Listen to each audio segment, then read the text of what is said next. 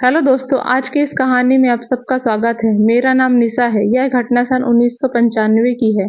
तब मैं 8वीं कक्षा में थी। उस समय हम सभी बच्चे स्कूल में सर को गुरुजी और मैम को मैडम जी कहकर बुलाते थे।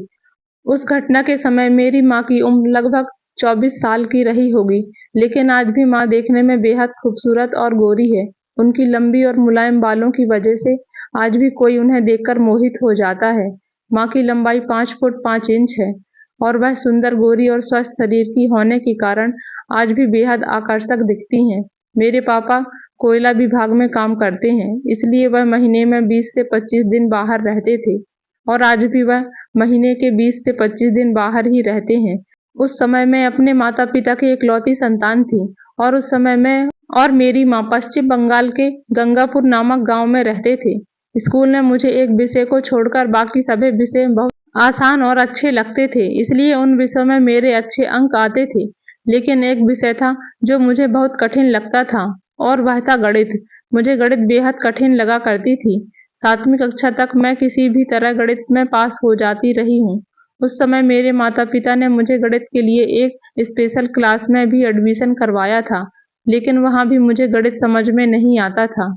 इसलिए 10-15 दिन के बाद मैंने उसमें जाना बंद कर दिया। यह घटना तब शुरू हुई जब मैं 8वीं कक्षा में थी। पहली तिमाही परीक्षा में गणित के पेपर में फेल हो गई थी। पापा उस समय घर पर नहीं थे। माँ ने फोन पर पापा को बताया कि मैं गणित में फेल हो गई हूँ। पापा ने माँ से कहा, तुम स्कूल जाकर निशा के गणित के शिक्षक से मिलो। अगले दिन माँ मेरी स्कूल गई। शाम को जब मैं माँ से पूछा, माँ आज तुम मेरे स्कूल आई थी ना मेरे गणित के गुरुजी से मिलने, बताओ गुरुजी ने क्या कहा। तब माँ ने कहा, तुम्हारे गुरुजी ने मुझे कल शाम 6 बजे उनके घर आने को कहा है। वह वही तुम्हारी एग्जाम की कॉपी की जांच फिर से करेंगे। सुनकर मुझे अजीब सा लगा। मेरी माँ को गुरुजी को घर बुलाने का क्या जरूरत थी। रात भर मैं यही सोचती रही। अगले दिन सुबह मैंने तय किया कि आज शाम को गुरुजी के घर मैं भी जाऊंगी और देखूंगी कि उन्होंने मेरी माँ को अपने घर क्यों बुलाया है। मुझे गुरुजी का घर पता था। वह गांव के बाहर जंगल जाने वाले रास्ते पर अकेले एक मिट्टी के मकान में रहते थे। उनके आसपास कोई और घर नहीं था। मैं अपनी सहेलियों के साथ हमेशा उनके घर गणित के कुछ सवाल पूछने जाया करती थी। शाम के करीब 7 बजे मैं अपने घर पहुंची और छत पर जाकर छिप गई, जहां से मैं उनके घर की छत से आराम से सब कुछ देख सकती थी। उस समय गुरुजी घर पर ही थे। वे शर्ट और पैजामा पहनकर रोजाना की तरह व्यायाम कर रहे थे। उनकी कदकाठी पहलवान जैसी थी। गुरुजी व्यायाम कर रहे थे और मैं उन्हें देख रही थी। तभी उनके दरवाजे पर दस्तक हुई। व्यायाम छोड़कर उन्होंने दरवाजा खोला और तब मेरी माँ अंदर आई। माँ को देखकर मैं चौंक गई, क्योंकि उसने मेकअप किया हुआ था। उनके होठों पर गहरी लिपस्टिक लगी हुई थी। वह लाल रंग की साड़ी में थी। बहुत खूबसूरत लग रही थी। मैंने पहली बार माँ को इस तरह देखा था और शायद पहली बार माँ को इस रूप में देखकर मेरा दिल तेजी से धड़कने लगा। मेरे पेट में अजीब सी बेचैनी होने लगी। अब आगे क्या होगा यह देखने के लिए मैं चुपचाप उन्हें देखती रही। माँ ने पहले गुरुजी के मजबूत शरीर को देखा और फिर सन से अपनी नजरें नीची कर ली।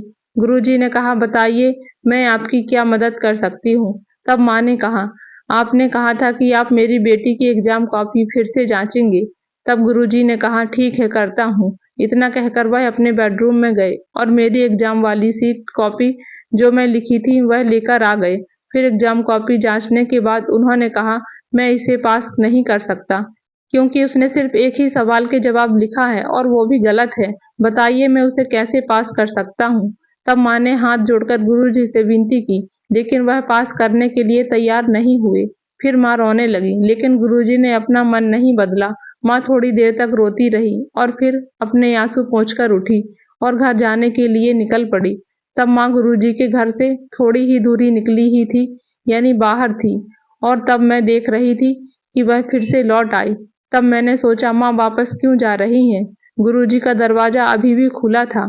फिर मैं तेजी से उनके घर में घुस गई और एक कोने में जाकर छिप गई। कुछ ही देर में माँ वापस आ गई और दरवाजे से गुरुजी को आवाज दी। गुरुजी ने उसे अंदर आने को कहा। फिर माँ ने अंदर आकर गुरुजी के पैरों पर गिड़गिड़ाने रोना शुरू कर दिया। तब मुझे बेहद गुस्सा आ रहा था। फिर गुरुजी ने मेरी माँ को अपने पैरों से उठाया और सीधे खड़ा कर दिया।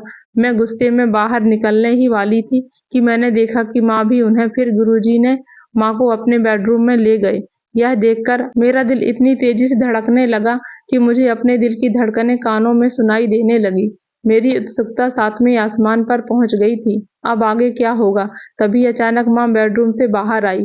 मैंने सोचा कि अब माँ घर लौट जाएगी, लेकिन उसने दरवाजा बंद करके अंदर से कुंडी लगा दी और वापस बेडरूम में चली गई। मैं धीरे धीरे माँ के पीछे पीछे चली गई और छुपकर देखने लगी कि अब क्या होने वाला है। बेडरूम में सिर्फ एक चटाई रखा था। थोड़ी देर बाद माँ ने गुरुजी से मुझे पास करने के बारे में पूछा। तब गुरुजी ने कहा, अपनी बेटी के लिए तुमने जो मेहनत की है उसका फल तुम्हें जरूर मिलेगा। फिर माँ ने उन्हें धन्यवाद किया और फिर माँ खुशी खुशी घर जाने लगी।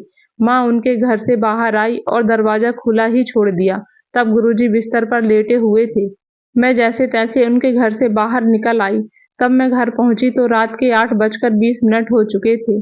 जब मैं घर में दाखिल हुई तो माँ बाथरूम से निकलकर अपना चेहरा पोंछ रही थी और अपने उलझे बालों को कंघी से बना रही थी। तब उसने मुझसे कहा, अभी अभी तुम्हारे स्कूल के गुरुजी के घर से आई हूँ। क्या जबरदस्त आदमी है। तुम्हारे गुरुजी बहुत समझदार और सज्जन है। एक खुशखबरी है, उन्होंने तुम्हें गणित में पास करने का वादा किया है। अब जब उन्होंने इतनी मदद की है तो मेरा भी कुछ कर्तव्य बनता है, इसलिए अब से मैं हर रोज उनके घर जाकर उनकी मदद करूंगी। अब जब तुम स्कूल से घर आओगी तो मैं घर पर नहीं मिलूंगी। तुम खुद अपना चाय नाश्ता कर लेना। रात में खाने के समय मैं घर आ जाऊंगी। तब मैंने कुछ नहीं कहा, बस सिर हिलाकर हामी भर दी। माँ अब अपने बालों को कंघी करते हुए गुनगुना रही थी। काम करते करते थकान से चूर हो गई। शरीर पसीने से भीग गया। उस समय उनके चेहरे पर अजीब सी खुशी थी। अगले दिन जब मैं स्कूल गई तो गुरुजी मेरी कक्षा में आए और सभी बच्चों के सामने जोर से बोले, बच्चों सुनो, मेरी गलती से मैंने तुम्हारी एग्जाम कॉपी गलत चेक कर दिया था, लेकिन कल शाम को जब मैंने इसे फिर से देखा तो पता चला कि कुछ छात्राएं गणित में फेल हो गई हैं। लेकिन घबराने की बात नहीं है। अब पुनः मैं रिजल्ट को सुधार कर दिया हूँ। फिर उन्होंने मेरी ओर देखा और हंसते हुए कक्षा से बाहर चले गए। गणित में पास होने के बाद भी मुझे कोई खुशी नहीं हुई, क्योंकि मुझे पता था कि पास होने के लिए माँ ने गुरुजी के साथ क्या किया था। अब रोज जब मैं स्कूल से घर आती थी तो माँ गुरुजी के घर जा चुकी होती थी। जब मैं गुरुजी के घर पहुंचती थी तो उनके घर का दरवाजा बंद होता था और खिड़कियां भी, इसलिए मुझे अंदर कुछ दिखाई नहीं देता था। उनके घर का दरवाजा और खिड़कियां बंद होने की वजह से मैं छत से भी कुछ नहीं देख पाती थी, इसलिए मैं चुपचाप घर लौट आती थी। अब स्कूल मॉर्निंग चल रही थी और अगले दिन सोमवार था। सोमवार को जब मैं दोपहर को स्कूल से घर आई तब भी माँ गुरुजी के घर जा चुकी थी और रात में ही लौटती थी। और जिस दिन छुट्टी होती थी माँ उस दिन लगभग पूरा दिन गुरुजी के घर पर ही बिताती थी और रात में ही घर लौटती थी। इस तरह हर दिन रात के 8:20 या 9 बजे के बीच माँ घर आती थी। हर बार उनका चेहरा ढका हुआ होता था और बाल बिखरे हुए होते थे। ऐसे ही अगले 20 दिन के बाद पापा घर लौटे। उस शाम माँ गुरुजी के घर नहीं गई। तब मेरे मन में ख्याल आया कि पापा इतने दिनों बाद घर आए हैं तो रात में कुछ तो होगा, इसलिए मैं रात होने का इंतजार करने लगी। रात को खाना खाने के बाद मैं अपने कमरे में सोने का नाटक करने चली गई। कुछ समय बाद माँ मेरे कमरे में आई और उसने देखा कि मैं सोई हूँ या नहीं, फिर वह वापस चली गई। कुछ देर बाद मैं धीरे धीरे चलते हुए माँ और पिताजी के कमरे के पास गई और दरवाजे की घिर्री से झांककर उस समय मेरे चेहरे पर हल्की मुस्कान आई, क्योंकि मैं जो देखना चाहती थी वही नजारा मेरी आंखों के सामने था। पिताजी ने माँ से पूछा, क्या वह गणित में पास हो गई? माँ ने खुश होकर पिताजी से कहा, हाँ, गुरुजी ने उसे पास कर दिया। जब पिताजी ने पूछा तब माँ ने जवाब दिया, मैं गुरुजी के लिए बहुत मेहनत करती हूँ। रोजाना शाम को उनके घर जाकर काम करती हूँ। वह जो भी कहते हैं मैं वही करती हूँ। पिताजी ने हंसते हुए कहा, तुम तो हमेशा से मेहनती रही हो। वह अब तो गुरुजी तुम्हारे काम से खुश होंगे और उसे आगे भी पास करते रहेंगे। तब माँ ने मुस्कुराते हुए कहा, सच में गुरुजी ने मुझे खुश कर दिया बेटी को पास करके। तब पिताजी बोले, अब मैं तुम्हें एक बड़ी खुशखबरी दूंगा। जब 1 से 2 महीने में तुम्हें गर्भ धारण होगा और 9 महीने बाद बेटा होगा, तब वह असली खुशखबरी होगी। तब अचानक मुझे कुछ आवाज सुनाई दी, जिससे मैं डर गई और भागकर अपने कमरे में जाकर बिस्तर पर लेट गई। तब मेरा दिल जोर जोर से धड़कने लगा। मेरी आंखों के सामने कभी माँ और गुरुजी तो कभी माँ और पिताजी की तस्वीरें घूम रही थी, इसलिए मुझे नींद नहीं आ रही थी और मैं करवटें बदलती रही। कब मुझे नींद आ गई ये मुझे पता भी नहीं चला। पिताजी 7 दिन तक घर पर रहे और उन 7 दिनों में मैंने हर रात ऐसे ही बिताई। 8वें दिन सुबह पिताजी अपने काम पर लौट गए और उसी शाम माँ मेरे स्कूल से लौटने से पहले ही गुरुजी के घर जा चुकी थी। अब यही रोज का सिलसिला बन गया था। माँ गुरुजी के घर जाती और पिताजी जब 20-25 दिन के बाद घर आते तब वह घर पर ही रहती थी। स्कूल में चाहे कोई भी परीक्षा हो, चाहे वह टेस्ट हो या वार्षिक गणित, कभी फेल नहीं होती थी। मैं उत्तर पुस्तिका में कुछ नहीं लिखती थी और मेरी कॉपी हमेशा खाली रहती थी, लेकिन फिर भी मैं पास हो जाती थी। इसी तरह 4-5 महीने और बीत गए। तब एक दिन सुबह माँ को चक्कर आने लगे, मिचली महसूस होने लगी और फिर उल्टियाँ भी हो गई। इसलिए उस दिन माँ अकेली डॉक्टर के पास गई। जब मैं शाम को स्कूल से लौटी तो मुझे माँ को घर पर देखकर आश्चर्य हुआ। तब माँ ने मुझे खुश होकर मुझे बताया कि वह गर्भवती है और फिर उसने फ़ोन करके पिताजी को भी यह खुशखबरी दी।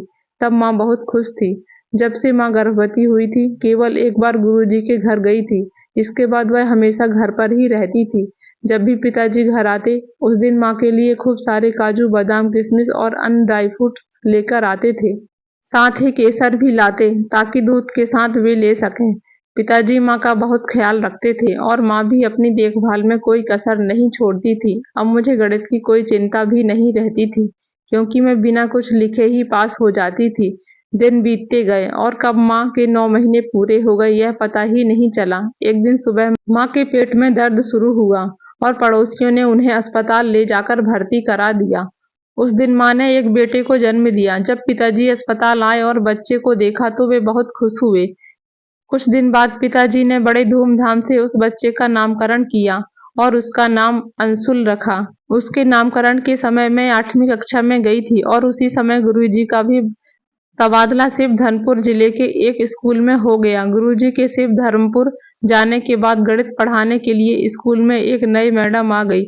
उनके कारण मेरी स्थिति और भी कठिन हो गई। जब मैं फिर से गणित में फेल होने लगी थी, बावजूद इसके मेरे माता पिता ने मुझ पर ध्यान देना लगभग बंद कर दिया था, क्योंकि अब उनका सारा ध्यान अंशुल पर था। वे दोनों अंशुल को बहुत लाड प्यार करते थे। इस तरह मैं गणित में लगभग फेल होती रही और फिर ऐसे ही 9वीं कक्षा में पहुंच गई। उस समय 9वीं की बोर्ड परीक्षा हुआ करती थी। तब भी बोर्ड परीक्षा में मैं भी गणित में फेल हो गई। फिर भी मेरे माता पिता को इससे कोई फर्क नहीं पड़ा। अब मेरे पास भी मैं गणित में पास करने के लिए सिर्फ एक ही विकल्प बचा था, स्पेशल क्लास करना। इसलिए मैं फिर से स्पेशल क्लास में जाने लगी।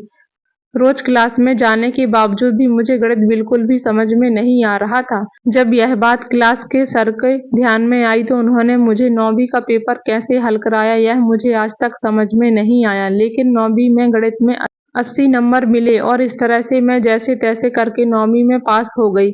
इसके बाद मैंने अगले साल 10वीं में एडमिशन लिया। जब मैं 10वीं में थी तब मुझे अपनी सहेली से बहुत कुछ समझ में आया। तब मुझे पता चला कि जब मैं 8वीं कक्षा में थी तब मेरी माँ ने गुरुजी के साथ जैसे जैसे मुझे अपनी सहेली से और जानकारी मिली वैसे वैसे मैं बहुत कुछ समझने लगी। धीरे धीरे समय बीतता गया और मैं 10वीं पास कर ली। फिर जब मैं कॉलेज में गई तब मेरी सभी सहेलियों के बॉयफ्रेंड थे। तब मुझे भी लगता था कि कोई लड़का मुझे भी प्रपोज करे और मैं उसकी गर्लफ्रेंड बनूं, लेकिन मेरा यह सपना पूरा नहीं हुआ। जब मेरी शादी हो गई और मैं नासिक चली गई। आज भी मैं नासिक में रहती हूँ। अब मेरा एक बेटा और एक बेटी है। आज भी मेरे पिताजी कोयला विभाग में काम करते हैं, इसलिए पिताजी हमेशा अंशुल से कहते रहते हैं कि वह भी कोयला विभाग की कंपनी को ज्वाइन करे। लेकिन अंशुल ने पिताजी की एक न सुनी। उसने ग्रेजुएशन गणित से किया और उसके बाद बीएड, एमटेक किया और आज वही कॉलेज में गणित का प्रोफेसर है। अंशुल के शिक्षक बनने पर माँ आज भी बहुत खुश होती है और उसे गर्व महसूस होता है। वह हमेशा सबको कहती रहती है कि मैंने जो मेहनत की है उसके कारण आज मेरा बेटा शिक्षक बन गया है। जब माँ मेरे सामने ऐसे बात करती है तो मैं मन ही मन कहती हूँ, मुझे पता है तुमने कैसी मेहनत की है। उसी मेहनत का परिणाम अंशुल है और आज उसी अंशुल ने अपने पिता की जगह ले ली है। इसलिए मैं कभी कभी अंशुल को मजाक में गुरुजी कहकर बुलाती हूँ, लेकिन जब भी मैं उसे गुरुजी कहती हूँ तो मुझे अपना बीता हुआ कल फिर से याद आ जाता है। तो दोस्तों, यह थी आज की कहानी। इस कहानी के बारे में आपकी क्या राय है ये कमेंट बॉक्स में ज़रूर बताएं। अगर आपको कहानी पसंद आई हो तो वीडियो को लाइक करें और अर्चना स्टोरी चैनल को सब्सक्राइब जरूर करें। ताकि इस तरह की कहानियाँ आपको डेली सुनने को मिलती रहें। कहानी में यहाँ तक बने रहने के लिए आपका बहुत-बहुत धन्यवाद। मिलते हैं ऐसी ही एक नई कहानी में।